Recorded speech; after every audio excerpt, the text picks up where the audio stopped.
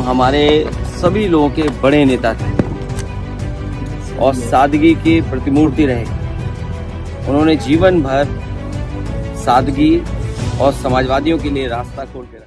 उत्तर प्रदेश की राजधानी लखनऊ में बुधवार को सपा मुखिया ने जनेश्वर मिश्र पार्क में जनेश्वर मिश्र की पुण्यतिथि मनाई और उनकी मूर्ति पर माल्यार्पण किया। सपा मुखिया अखिलेश यादव ने कार्यक्रम में हिस्सा लिया। उन्होंने जनेश्वर मिश्र को श्रद्धांजलि अर्पित कर नमन किया। उसके बाद मीडिया से बातचीत की। बातचीत में क्या कुछ कहा, सुनिए।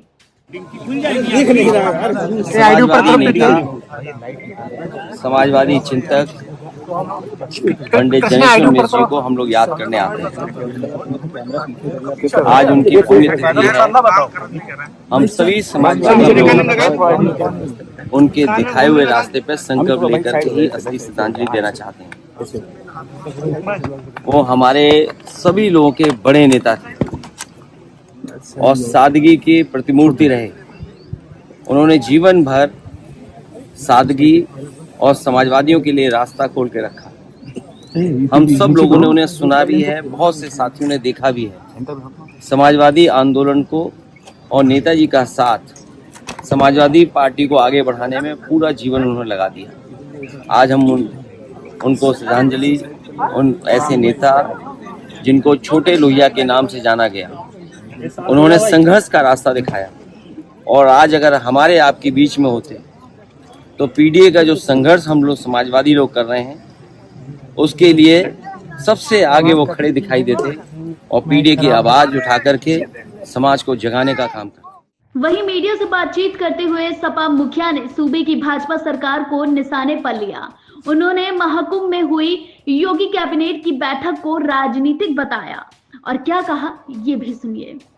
कुंभ और प्रयागराज वो स्थान नहीं है जहां पर राजनीति और राजनीतिक कार्यक्रम और फैसले लिए जाएं। कैबिनेट की बैठक हो रही है। कैबिनेट ही पॉलिटिकल है कल जॉइंट पार्लियामेंट्री और कुंभ के स्थान पर कैबिनेट करना ये पॉलिटिकल है और पॉलिटिकल संदेश देना चाहते हैं हम लोग। एक संदेश ये भी देना चाहते हैं कि अखिलेश जी कब वहां स्नान करेंगे। समाजवादी पार्टी के लोग मन से और आस्था है उनको। हम में से बहुत सारे लोग हैं जो गंगा स्नान कराए होंगे, उन्होंने तस्वीर भी नहीं डाली होगी, कहीं भी ना आपको बताया होगा। सर 31 को सेशन शुरू हो रहा है, उसमें वक्फ अमेंडमेंट को जो जॉइंट जेपीसी थी वो सामने रखेगी। कल भी लखनऊ में मीटिंग हुई है।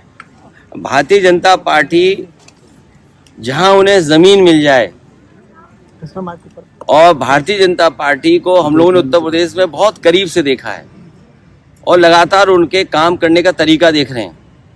जिस तरीके से भारतीय जनता पार्टी सबसे बड़ी भूमाफिया बनकर के आई है, किसी जिले की आप रजिस्ट्रियां चेक कर लो, और अगर ये बात सही नहीं है तो मैं अपने पत्रकार साथियों से कहूँगा कि लखनऊ की जितनी भी रजिस्ट्रियां हुई हैं, अयोध्या जैसी धार्मिक धरती, प्रभु श्री राम की धरती, वहाँ की रजिस्ट्रियां चेक कर लें, गोंडा तक की चेक कर लें।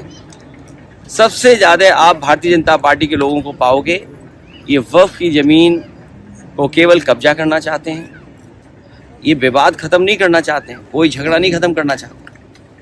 विवाद कैसे और बढ़े, कैसे लोगों को दबाया जाए, कैसे समाज में नफरत फैले, किस तरीके से नफरत का सहारा लेके राजनीति कर सकें, उस रास्ते पे भारतीय जनता पार्टी चलती है। उसी के लिए समय समय पर वो कानून लाती है। इसी के साथ मिल्कीपुर उपचुनाव को लेकर भी सपा प्रमुख ने मीडिया से बातचीत की और अपनी राय सामने रखी। सपा मुखिया ने मीडिया से क्या कहा, सुनिए। मिल्कीपुर हम सब लोग मिलकर के जीत के दिखाएंगे। सब आपने कहा था ऐतिहासिक चुनाव होगा, तो क्या कुछ ऐतिहासिक, मतलब अभी सारे बहुत बाई पोल्स हुए, ये वाला सबसे ऐतिहासिक मिल्कीपुर का इकलौता चुनाव है। भारतीय जनता पार्टी ने अपनी पुलिस आगे कर दी है, एसओसीओ को निर्देश दे दिए हैं, डीएम एसपी पूरा इशारे पे लखनऊ के चल रहे हैं। वहाँ की आम जनता कह रही है, आम लोग, और आप भी जब गए होंगे, आपके सहयोगी गए होंगे, तो वो यही कह रही है जनता कि निष्पक्ष चुनाव होगा तो ऐतिहासिक जीत समाजवादी पार्टी की होने जा रही है। वो बचाना चाहते हैं बेईमानी से, जो उन्होंने बेईमानी बाई इलेक्शन में देखी। कहीं ये सोच सकते हैं कि लोकतंत्र में पुलिस को आगे करके वोट डलवा दें। ये बीजेपी के लोग और बीजेपी की सरकार पुलिस के इशारे पे काम करना चाहती है। हमें कहीं से डेटा मिला था और उस डेटे को मैंने ग्राफ में कन्वर्ट कर करके मैंने ट्वीट कर दिया, सोशल मीडिया पे डाल दिया। वहां के लोगों ने जवाब दिया, लेकिन उसके बाद जब दूसरा डेटा भी मैंने डाला, उसके बाद लगा कि वहां के अधिकारी पदाधिकारी और सरकार के लोगों को सांप सूंघ गया। ये जो संस्कृति पैदा की जा रही डेमोक्रेसी में अधिकारियों के माध्यम से वोट डलवाने की, ये परंपरा गलत है। कल को दूसरी सरकार आएगी और अगर इसी रास्ते पे चलेगी तो मुझे लगता है कि बहुत सारे इनके नेता हैं वोट भी डालने नहीं जाएंगे। Bureau report, the leader Hindi.